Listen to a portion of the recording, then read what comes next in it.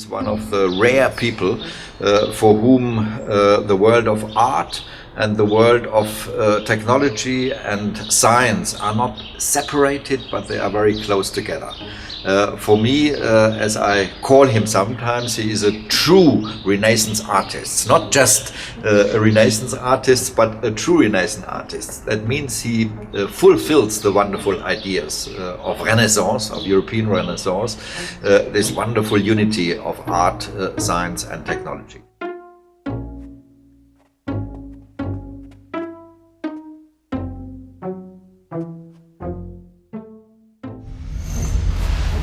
Przez wiele lat marzyłem o powstaniu gdzieś na świecie ośrodka, rodzaju instytutu zajmującego się sztuką tworzenia nowoczesnych filmów. Marzyłem o miejscu, w którym można by zarówno nauczać i uczyć się, przeprowadzać eksperymenty, badania, jak i w praktyce tworzyć nowatorskie filmy. O miejscu, w którym spotykaliby się technolodzy i artyści, mający do swojej dyspozycji nie tylko najnowocześniejsze narzędzia dostępne obecnie na świecie, ale także warunki i atmosferę, aby tworzyć nowe technologie i gdzie powstawałyby nowe koncepty, nie tylko sztuki filmowej. Zbigniew Rybczynski is one of these people who are thinking through images and of course also through sound. And if people are really listening and watching, they will understand him. Some of his works, as we know, have become universal. They have been seen in the whole world and they have been perceived very well in the whole world. You may say I'm a dreamer, but I'm not the only one.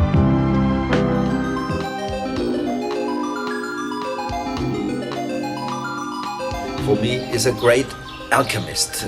He is a magic person. He is not only working very seriously, scientifically and technologically, he is also a magic person. What he touches becomes somehow beautiful and miraculous and is always also somehow opaque and not completely obvious. And these two things together are just beautiful.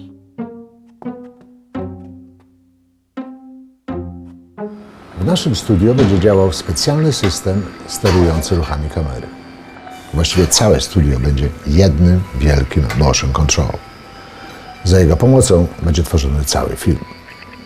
W zautomatyzowany sposób będzie można łączyć dowolne skale fotografowanych obiektów oraz w tworzonych obrazach poruszać się kamerą na nieograniczonych fizycznie dystansach. Nie będzie przestawiania kamery do kolejnych ujęć. Nie będzie też operatora kamery ani wózkarza. Wszystkie procesy będą sterowane komputerem. Dane o pozycji kamery będą automatycznie przekazywane komputerom produkującym graficzne elementy obrazu. Twórcy filmu za pomocą kilku stosunkowo prostych software'ów umożliwiających wizualizację od pomysłu poprzez wszystkie etapy produkcji będą w stanie zaprojektować i zrealizować swój cały film. I have no literary interests, but am made of literature. Taką metodą 20 lat temu na pierwszym analogowym systemie High Definition został zrealizowany ten film. The other day I read the following story. There was a cleric with a voice so sweet and so beautiful that all... Wszystkie ujęcia były zbudowane z wielu warstw obrazu. Czasami było ich kilkadziesiąt, czasami kilkaset.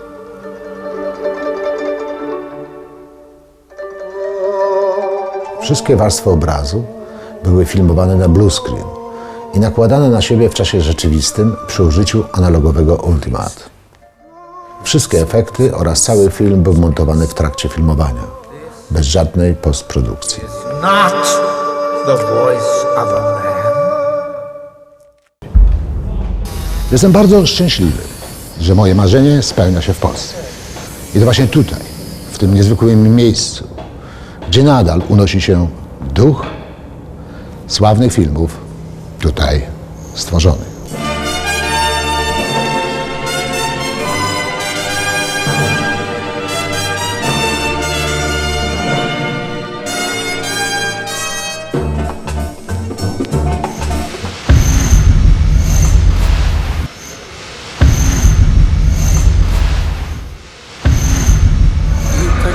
Dojedzie się niższe autorytety w Polsce. To jest wielki artysta i powinien być hołubiony i powinien mieć wsparcie i rządzących, i środowiska.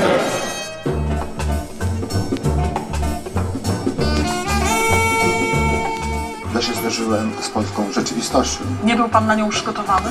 Tak, ktoś mi, słyszę, powiedział niedawno, że po prostu przyjeżdżałem do Polski po 30 latach emigracji i nie dostałem instrukcji obsługi tego kraju. Nie będąc dyrektorem od spraw administracyjnych i finansowych, odkryłem po 2 latach, kiedy to jeszcze było gdzieś w połowie, odkryłem, że po prostu administracja, czyli zespół, który był mi dany, aby realizować tą moją, powiedzmy, wizję, po prostu kradł pieniądze. I ja pojechałem do ministra kultury. Zgłosił to pan, Tak, prawda? minister powołał komisję. Ta kontrola trwała 13 dni i po prostu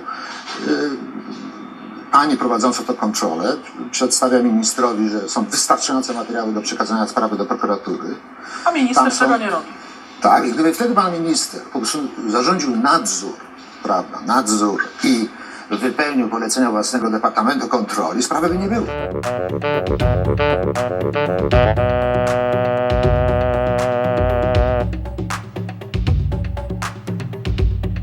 Wiem natomiast to, że po moim zwolnieniu, po zawieszeniu pana Gawłowskiego, do wytwórni trafiły osoby, które zadanie było czyszczenie dokumentacji, dorabianie dokumentacji i przerabianie tej dokumentacji. Pracownicy szeregowi wytwórni mieli za zadanie palić, niszczyć dokumentację wytwórni. Było takie coś po zwolnieniu dyrektora Gawłowskiego. Dostałam polecenie od pani Violety Zimek o zniszczenie. Były w 2 workach dokumenty. Ja najpierw dałam te dokumenty, nie zwracając uwagi, dopiero później zwróciłam, że to tam są faktury. Nie zdawaliśmy sobie sprawy z tego, co to jest. A mówiła, dlaczego trzeba te umowy? A ona tylko powiedziała, że mam to poczuć tak, żeby nikt tego nie widział. Ze strachu to jeszcze szybciej to dałam, bo się bałam. Wysoki Sądzie, w momencie, kiedy złożyłem notatkę sprzedażową dotyczącą moich możliwości do stanu finansowego, na zmianę umawiali się ze mną koledzy i przyjaciele pana dyrektora Gawłowskiego, grożąc tak samo panu Chmielewczyńskiemu przez moje słowa, przeze mnie, że jeżeli się nie wycofamy, jeżeli się nie uspokoimy, jeżeli nie odpuścimy tej sprawy, to wszyscy nas po prostu załatwią. Ale pana Gawłowskiego, to znaczy tak wymieniaj nazwisko. Zmienia nazwisko robione w dzika posiadać. Grożąc po prostu, że to się będzie, to się źle skończy i może to trochę zabrzmi śmiesznie, troszeczkę jak na dobry film, aczkolwiek taka jest rzeczywistość i niestety tak to wygląda.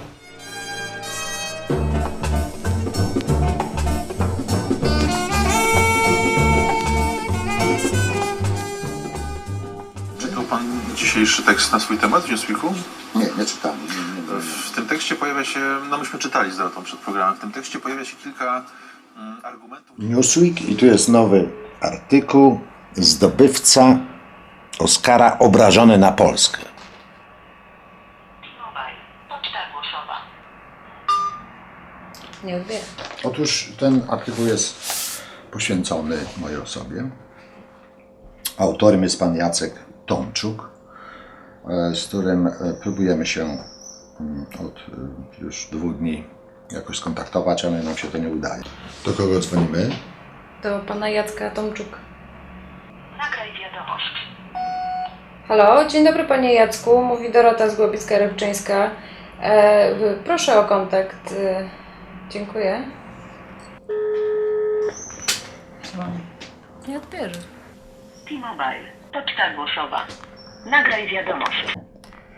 Dzień dobry panie Jacku, mówi Dorota z Głowicka-Rybczyńska. Czy już dzwoniłam do pana ze 2 razy? Czy mógłby pan do mnie oddzwonić?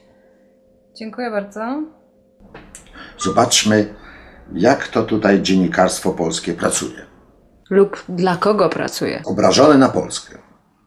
Czy światowej sławy reżyser, zdobywca Oscara, może być dobrym dyrektorem?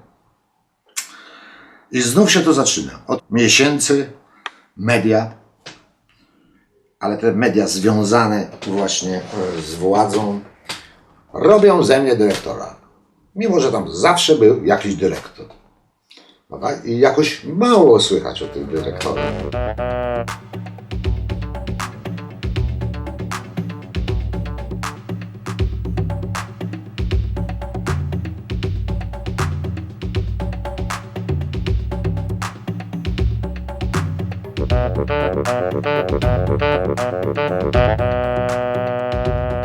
Kiedy nastąpiły te wszystkie malwersacje i kradzieże pieniędzy, bo to raczej było w pierwszych 2 latach, ja przez pierwsze prawie rok byłem na umowach śmieciowych, a potem ze mną zawarto umowę na okres 20 miesięcy tylko.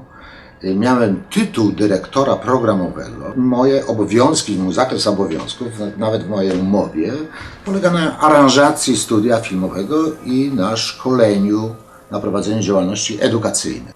Więc zobaczmy, cóż to jest napisane tutaj. Otóż on dotyka dosyć poważnej sprawy wyrzucenia mnie wraz z żoną z pracy po 4 latach pracy w instytucji we Wrocławiu, w CET-ie.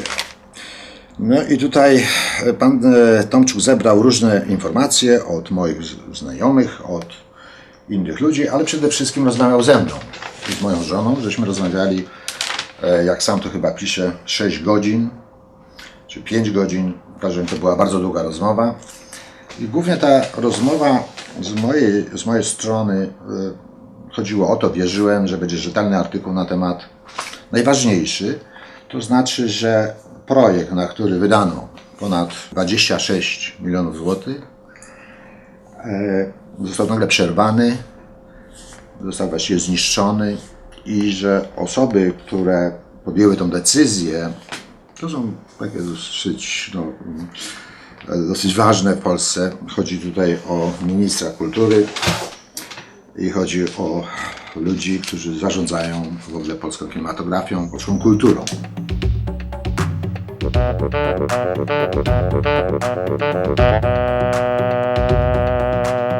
Otwieramy dzisiaj de facto Uniwersytet Technologii Audiowizualnych. Nie tylko tu we Wrocławiu, nie tylko tu w Polsce, ale takie centrum, które ma klasę światową. Zbigniew Rybczyński mówi o edukacji w technologiach tych, które wiążą się z obrazem. Obraz rzeczywiście w tej chwili jest najważniejszy. To jest inwestycja w kształcenie, w edukację, w młode pokolenie, w usługi, ale przede wszystkim jest to centrum edukacji. Panu Zbyszkowi chcę bardzo serdecznie podziękować. I muszę powiedzieć, że tych zakrętów rzeczywiście było wiele i z niepokojem przyjmowałem zwłaszcza te maile, które przychodziły tak po 1:00 w nocy, bo one były najbardziej dramatyczne, ale radziliśmy sobie. Te, które przychodziły w południe, były informacyjne, te, które w nocy alarmistyczne, ale daliśmy radę, pokonaliśmy, ten adres jest i jestem przekonany, że będzie jednym z najważniejszych w Europie. I ważne jest, żeby utrzymać kadrę, która będzie rozwijała ten projekt nieustannie, każdego dnia, aby instytucja w zakresie najnowocześniejszych technologii nie była na następny dzień instytucją muzealną. Tego życzę kadrze, państwu, jak i również wszystkim osobom. Polskie Hollywood nad Odrą. Minister Kultury i Dziedzictwa Narodowego oficjalnie otworzył studio filmowe w Centrum Technologii Audiowizualnych we Wrocławiu. W skrócie CETA. To jeden z niewielu na świecie ośrodków zajmujących się filmowymi technikami multimedialnymi. To, że ten adres dzisiaj otwieramy i że będzie szansa współpracy nie tylko artystów, inżynierów z Polski, ale także Niemiec, Japonii, Wielkiej Brytanii, Stanów Zjednoczonych, daje szansę na to, że powstaje nowy adres w usługach niezwykle rzadkich, ale usługach, na które zapotrzebowanie gigantycznie w ostatnich czasach wzrasta.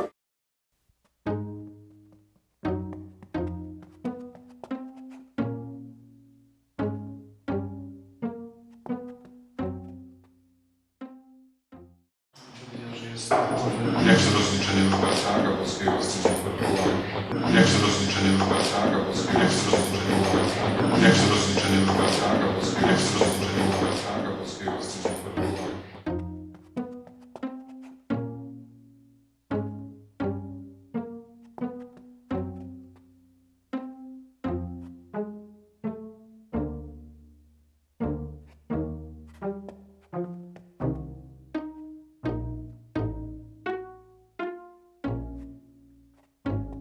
Mamy świadomość, że otwarcie tego studia to nie jest usiąść na laurach. To będzie dalsza rozbudowa, dalsza modernizacja.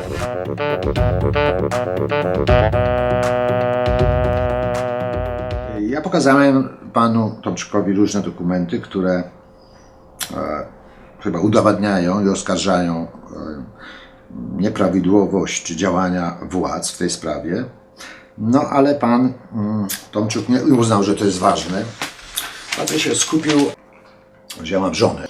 No nowością jest to, że ma rude włosy Nie rude włosy, tylko ma farbowane. A ma farbowane, się okazuje, rude włosy. Pan Tomczyk to sprawdził. Pisze tutaj pan Tomczyk, że nastąpiła teraz wymiana oskarżeń z ministrem kultury Bogdanem Zdrojewskim. Wreszcie wytoczenie mu procesu o zniesławienie. Przede wszystkim ja wytoczyłem 2 procesy o zniesławienie i tutaj zupełnie pan pomija, pan Tomczyk, fakt, że ja podałem ministra i obecnego dyrektora do prokuratury i prokuratura rozpoczęła śledztwo. Z zawiadomienia tego wynika, że obecny dyrektor, jak i minister kultury nie dopełnili obowiązków. Za ukrywanie faktu kradzieży pieniędzy przez poprzedniego dyrektora. Pan dyrektor Banasiak do dzisiaj się nie może rozliczyć za 2,5 miliona pieniędzy. Z ostatniej dotacji PiS-u to rozliczenie powinno nastąpić w roku 2011.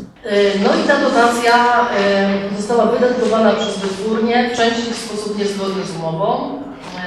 My jesteśmy w takiej sytuacji, że Instytut nie przyjął raportu końcowego z realizacji tej dotacji, gdyż stwierdziliśmy podczas wyjaśnień, które wytwórnia nam przesyłała w osobie jeszcze byłej dyrekcji, że część tych środków została wydatkowana niezgodnie z przeznaczeniem. W normalnych warunkach skutkowałoby to tym, że i tak robimy zresztą z beneficjentami, którzy łamią prawo finansów publicznych, wnioskowalibyśmy o zwrot tej dotacji wydatkowanej niezgodnie z przeznaczeniem z odsetkami.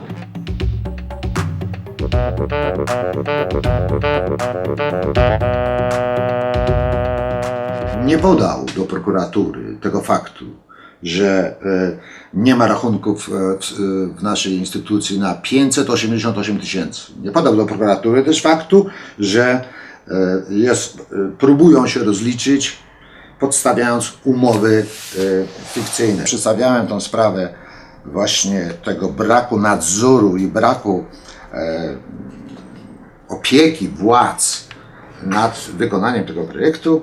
Tutaj pan podaje różnego typu szczegóły z mojego życia, które są po prostu niedokładne. Ale suma tych wszystkich niedokładności tworzy właśnie ten taki obraz człowieka w gruncie rzeczy, takiego szalonego artysty, prawda, który siedzi w numerach, tylko w papierach, ale nie wie, co się dookoła niego dzieje. Poza tym ja złożyłem bardzo jasny harmonogram pracy. Ja złożyłem na początku, to miało być zbudowane w ciągu 1 roku. Cała budowa. Trwała w rzeczywistości 4 lata. Pan Zbigniew Rypczyński zaproponował Ministerstwu Kultury i Dziedzictwa Narodowego stworzenie nowoczesnego studia produkcji efektów specjalnych, opartych częściowo na istniejących technologiach, a w znacznej części na technologiach opracowanych autorstwo przez pana Zbigniewa Rypczyńskiego. To był projekt, który z punktu widzenia kinematografii był bardzo istotny, dlatego że w efekcie zakładał zmniejszenie kosztów produkcji filmu poprzez zastosowanie nowoczesnych technologii, które umożliwiały realizację zdjęć w czasie rzeczywistym opracowywania tych zdjęć do filmu. Z naszego punktu widzenia założenia do tego projektu były bardzo ambitne i realistyczne. Pan minister po przedstawieniu tego projektu przez pana Rypczyńskiego zwrócił się także do Polskiego Instytutu Sztuki Filmowej z prośbą o zaopiniowanie tego projektu i my jako Instytut zaopiniowaliśmy go bardzo pozytywnie.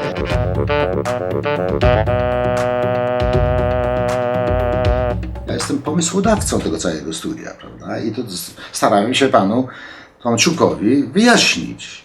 Ja dostałem do realizacji zespół administracyjny. Zespół, był dyrektor, pan Robert Gabłowski, z księgowymi, z kadrowymi, z różnymi osobami, które odpowiadały za wszystkie rzeczy prawne, jak umowy, jak przepisy, prawda, jak przetargi, akceptowanie tych przetargów, zamawianie i kupowanie różnych rzeczy. Tymczasem tutaj się cały czas przebija, że ja jestem jakby tym artystą nieodpowiedzialnym. Pan tutaj, Tomczyk, nie uważa, że powinien być jakiś mój komentarz na ten temat. Ale pomija sprawę, że ja panu Banasiakowi właśnie z takiego powodu wytoczyłem proces o zniesławienie.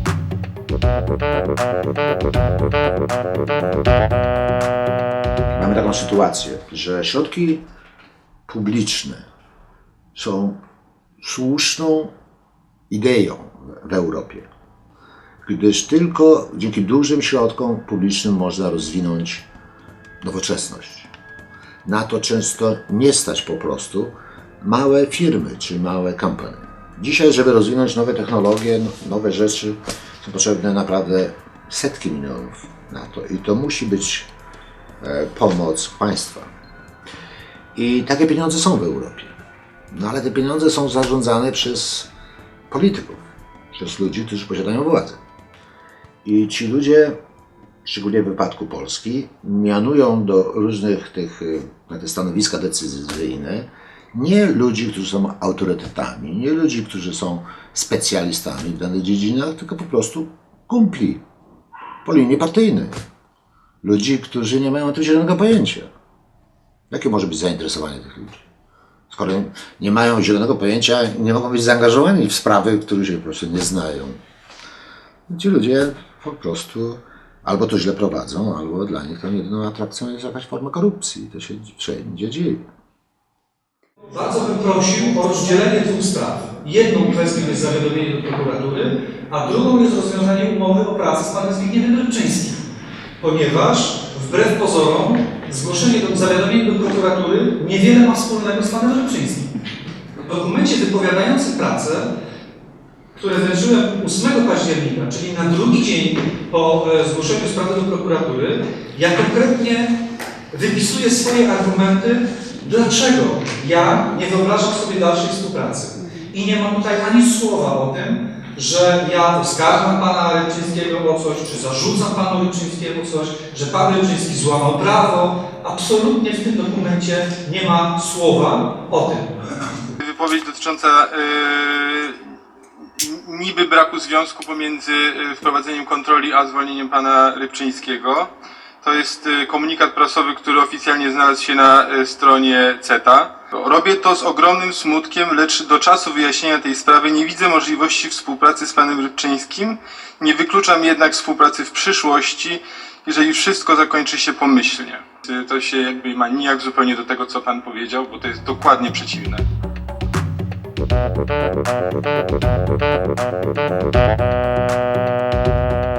Dlaczego natomiast to zrobiłem? Po pierwsze, utraciłem jakiekolwiek zaufanie do pana Rybczyńskiego, jeżeli chodzi o nasze relacje, gdzie systematycznie pan Rybczyński jakby podważał mój autorytet. Znamiennym przykładem jest to, że pojawił się na koniec września właśnie w ministerstwie z żądaniem wyrzucenia mnie z pracy. Twierdzi, że jestem oszustem i kłamcą, że on zrobi wszystko, żeby mnie wyrzucić z pracy. W związku z tym wybaczcie państwo, ale takie relacje nie są normalne, jeżeli chodzi o codzienną naszą pracę.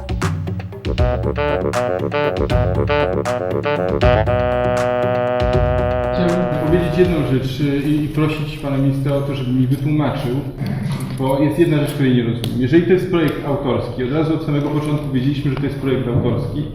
Jedyny sens inwestowania tych pieniędzy polegał na tym, że to jest projekt konkretnej osoby, która wie, co ma zrobić i ministerstwo decydowało się na duże środki na takie przedsięwzięcia. Jeżeli to jest projekt autorski, jeżeli były problemy na linii dyrektor naczelny i dyrektor artystyczny, to jest powodem zwolnienia pana Zbigniewa Rybczyńskiego, to jest całkowite pomieszanie pojęć, jeżeli chodzi o projekt autorski i jak można w tym momencie zwalniać autora wizji i w tym momencie przemodelować całą inwestycje, oczywiście ponosząc bardzo duże straty.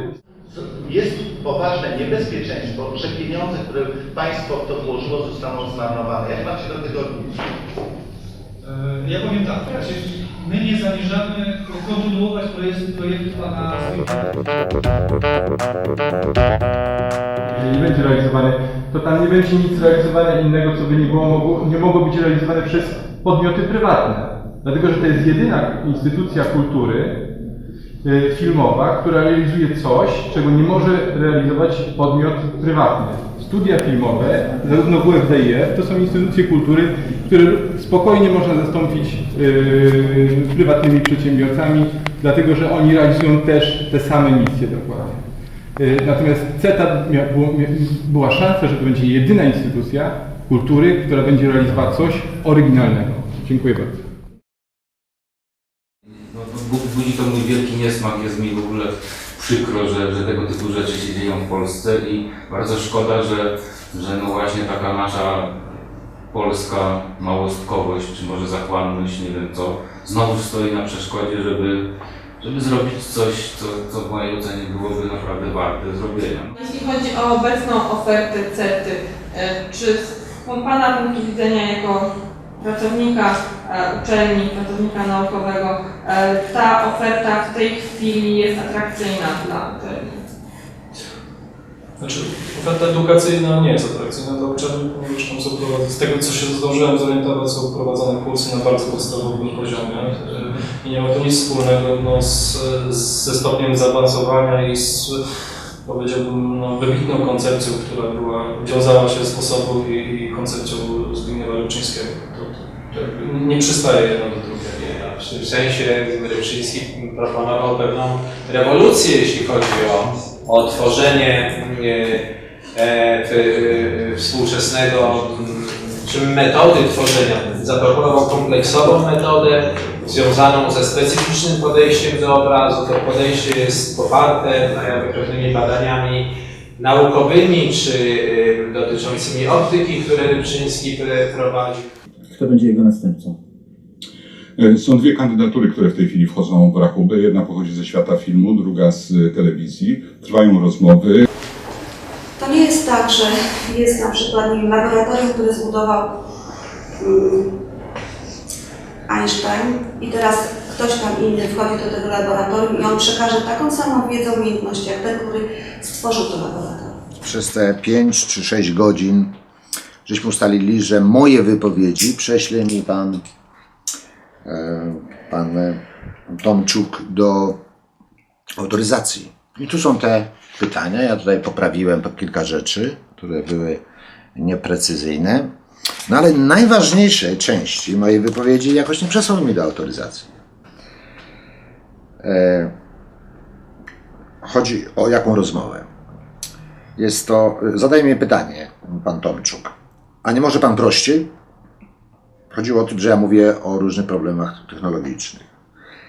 A ja na to niby odpowiadam. Nikt w tym fucking kraju nie może się sobie wyobrazić, o co mi chodzi. Denerwuję się. Pan takim językiem rozmawia z urzędnikami? Pytam. Tak, ale nikt mnie nie chciał słuchać. Nie umiem z nimi rozmawiać. To zupełna insynuacja. Ja panu Tomczykowi mówiłem, że nikt w ogóle się mnie o nic nie pytał.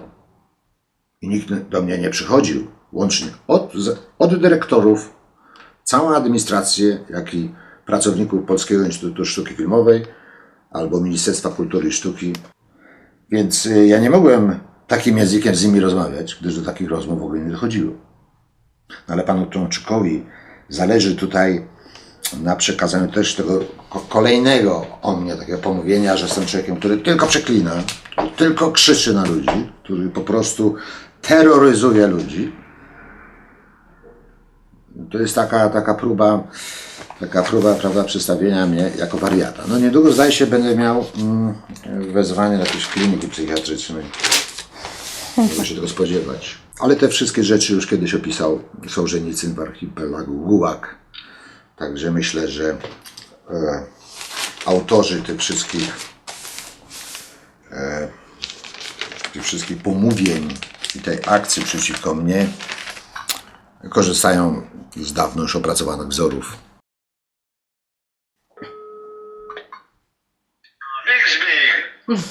Hej, cześć Misiu.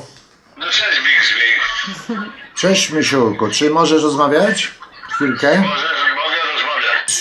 Słuchaj Michałku, powiedz mi, bo ty miałeś wywiad w mojej sprawie dla Newsweeka. No i powiedz mi, co ty żeś tutaj o mnie takie rzeczy naopowiadał? Ale dobre czy złe? No nie, no chciałbym z tobą skonfrontować. Ty czytałeś to? Nie. A mnie nie autoryzować. I nie autoryzowałeś? No nie przysłał mi, nie wiedziałem. Miał przysłać do autoryzacji. No więc ja ci powiem, tutaj są dwa twoje cytaty. Michał Urbaniak tak tłumaczy wrocławską porażkę Rybczyńskiego. W Nowym Jorku... Skąd to się wzięło? Poczekaj. No tak tutaj pisze. W Nowym Jorku Sony zapewniło mu komfort pracy i swobodę działania. Mieli do niego wielkie zaufanie, dali mu sprzęt, rzadko go kontrolowali. Nigdzie indziej nikt mu tak dobrych warunków do pracy nie stworzył. Wydaje mi się, że on bez takich warunków nie dawał sobie rady. Przyzwyczaił... Czekaj. No przepraszam. To są twoje słowa? No słuchaj, to nie są moje słowa, tylko jest interpretacja mojej opowieści. No stary, ja mówiłem w ten sposób, że my po pięknych doświadczeniach nowojorskich często się tu w tej biurokracji nie odnajdujemy i dużo napotykamy ludzi do współpracy, którzy nie są po prostu albo uczciwi, albo nie są w porządku, nie są wiarygodni dla nas. No. I ja powiedziałem mu, że takie mam doświadczenia. To jest straszny chudas, no zupełnie co innego. No, ale posłuchaj, i dalej mówisz tak. Wydaje mi się, przyzwyczaił się do wolności artystycznej i niezależności i było mu trudno pracować w innej rzeczywistości. Zbyszek nie nadaje się na kierownika, nie radzi sobie z papierami i ludźmi. To artysta powinien tworzyć, a nie zarządzać. Przysięgam do Boga, że nic takiego nie powiedziałem. Powiedziałem natomiast, że jesteś bezkompromisowy artysta i że masz dupę komercji, ale pracowałeś i robię. Ja nie rozumiem tego w ogóle, jak to jest wzięte. No. Tak. Ja też to robię sprostowanie, daj mi nazwisko faceta albo telefon, bo to ja chyba nawet mam, napisałem ten telefon. No. Dlaczego on nie przysłał tego, autoryzacji? Kiedyś kanał telewizyjny NBC zlecił mu całą kampanię reklamową. Zbyszek pracował znakomicie, ale nie chciał nikogo wpuszczać na plan. A oni chcieli sprawdzić, jak postępują prace. Przyrosło ich to, wycofali się, ale zaliczkę mu zostawili, mówi Urbaniak. To nie są moje słowa, tylko jest interpretacja mojej opowieści. Rozumiem. No dobra. Tu wiesz, w rzeczywistości to wiesz, jak to było, stary. Ja podpisałem kontrakt, że mam zupełną wolność. A oni mi, stary, w przeddzień... Tak, no tak. A oni stary, o 10 w nocy, zdjęcia się miały, wiesz, tam z tą broką i z tymi ludźmi zacząć o godzinie 7 rano, a oni mi o 10 w nocy przynieśli storyboard narysowany. Narysowane wszystko i powiedzieli, panie Rybczyński, albo pan to skręci, albo my odwołujemy zdjęcia. No to jak? No to stary. Ja mogę każde sprostowanie zrobić, zadzwonić do Piotra, bo dlatego, że kocham cię i kurwa w życiu bym słowa nie powiedział. Cały czas w entuzjazmach powiedziałem takie zdanie, które nas wszystkich dotyczy, że po Nowym Jorku trudno było nam się tutaj i czasami bywa odnaleźć w tej biurokratycznej albo korumpowanej rzeczywistości. To są interpretacje moich wypowiedzi, to nie są moje wypowiedzi. Dobra, Misiu, możemy to użyć? Tak, je podpisuję, że mogę krzyczeć. Dobra. Nie trzeba. Kochany. Na krakowskim rynku czy na Pałacu Kultury. Dobrze, kochany, całuję cię.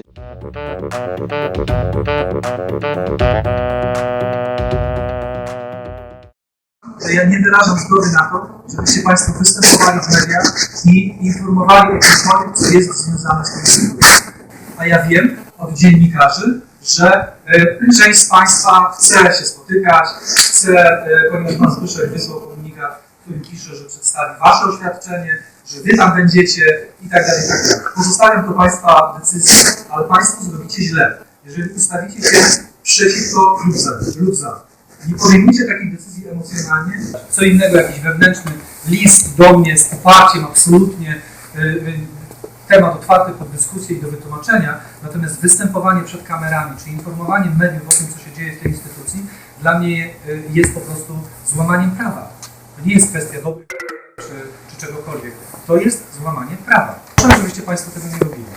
Proszę, ale też jednocześnie jeszcze raz przypominam, że nie wyrażam zgody na to, żebyście Państwo informowali o sytuacji mediów. Nie ma takiej zgody.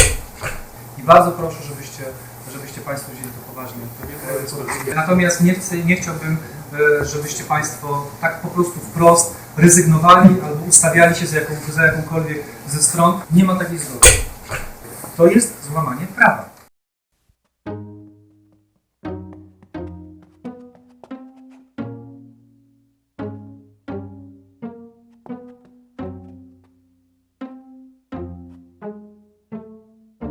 Co więcej, ważnym elementem dla nas było to, że pan Rybczyński zamontował w studiu swoje prywatne części.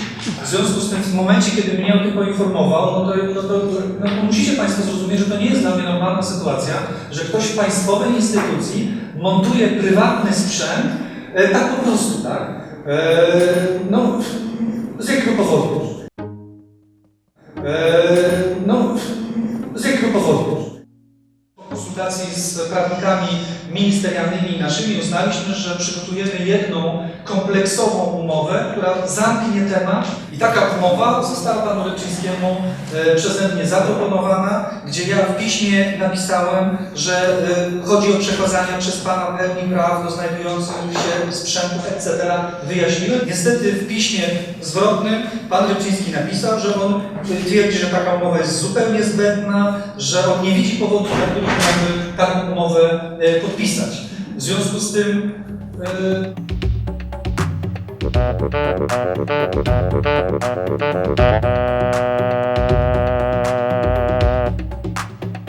Po co to wszyscy udawają, że nie wiedzą, kurwa? Ale nie, powiedz mi o co chodzi. Nie, sprzęt masz normalnie odbierasz. Wszystko, tak? No nie, poza listą... Nie, wszystkie rzeczy powiedz, kiedy mogę do tego? Nie, to co do tego, to jest lista, którą przygotował Szymon Gospodarek, to co jest zainstalowane. To co do tego będziemy jakieś tam negocjacje robili w sprawie wykupienia tego. Ja chcę cały sprzęt zabrać. Decyzja dyrektora jest taka, że tylko dostajesz to, co nie jest procesem, nie jest elementem spornym. To nie jest zamontowanie. Ale o co chodzi? Chodzi o jakiś dowód zatrzymania? Ja mam zdjęcia tego z Niemiec, Nie, ze Stanów Zjednoczonych, mam wszędzie miejsce. Nie chodzi o to, oni chcą to kupić. Oni chcą to kupić, to sobie mogą dawno zrobić. Ja powiedziałem, jak tu wychodziłem, weźcie sobie wymiary i sobie to zbudujcie. To jest bardzo proste. Ja to zbudowałem 2 tygodnie. 2 tygodnie, więc to można sobie zrobić. Kupić aluminium, kupić łożyska i sobie to zrobić. Jaki to jest problem? No wiesz, to też nie są ceny. No nie, to oczywiście. To jest tylko jakiś... Nie.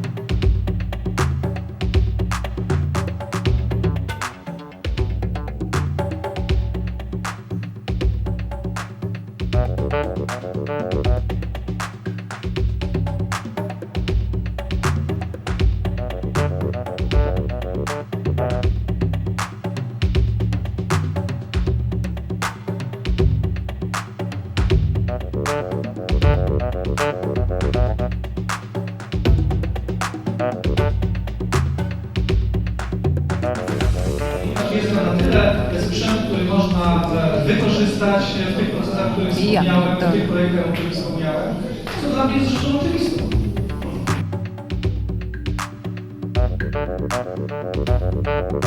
To nie ma być muzeum, tylko ma się tu coś dziać, mają powstawać nowe rzeczy, a nie cały czas wracać do tego, co było. Jeśli mamy kultywować wytwórnie filmów fabularnych, to tutaj muszą powstawać nowe filmy.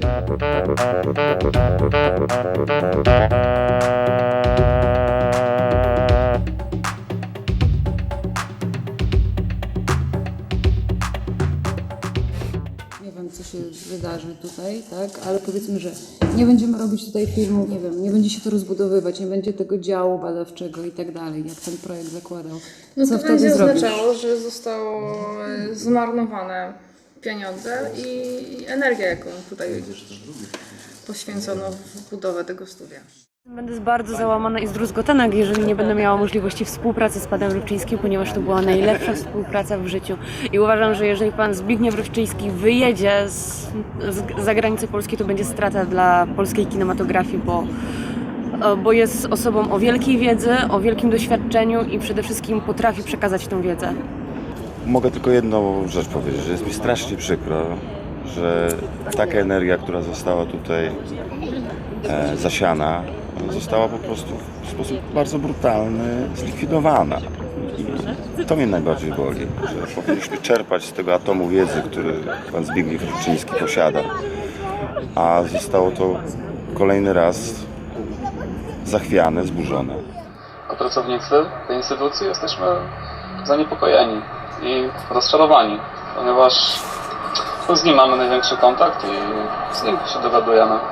Jakaś kompromitacja dla miasta, które uważa się ma być stolicą kultury za 3 lata, że zwalnia się człowieka, który dla kultury światowej zasłużył się, światowej, polskiej, zasłużył się w znaczącym stopniu. To z Polaków, że tam locos.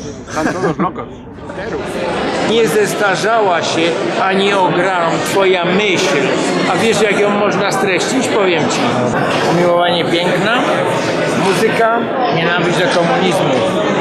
Słuchaj, to jest nie do przecenienia, naprawdę. No ale w tej chwili ja jestem pomawiany, prawda, jest akcja cała przeciwko mnie, prawda, że ja jestem niekompetentny, nikt w ogóle nie zweryfikował tego, prawda, moich kompetencji, że jestem dyletantem finansowym, nie znam polskich realiów, gardzę procedurami, partyzantem. Nakazuje pozwanemu Bogdanowi Zdrojewskiemu opublikowanie oświadczenia następującej treści. Bogdan Zdrojewski przeprasza Zbigniewa Rybczyńskiego za nieprawdziwą wypowiedź, jakiej udzielił gazecie wrocławskiej. Mam nadzieję, że to jest taki początek, taki kamień węgielny do tego, żeby ludzie przestali się bać polityków, żeby przestali się bać ministrów, żeby przestali się bać, nie wiem, dyrektorów, jakichś urzędników i tak dalej. I po prostu trzeba walczyć. To nie jedyny pozew złożony przez Zbigniewa Rybczyńskiego w związku z wypowiedziami Bogdana Zdrojewskiego. Kolejny jest już w warszawskim sądzie. Łącznie laureat Oscara po zakończeniu współpracy z CETA wytoczył różnym osobom 5 spraw.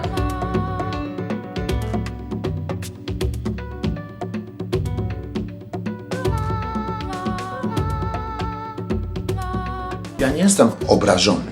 Ja nie jestem obrażony na Polskę. Ja po prostu uważam, że ten kraj jest bardzo daleki od stanu, w którym ten kraj powinien być po tylu już latach wolności. I ja po prostu nie widzę żadnej możliwości realizacji rzeczy, nad którymi ja pracowałem przez całe życie i z tego powodu postanowiłem wyjechać z tego kraju, wtrudnie emigrować.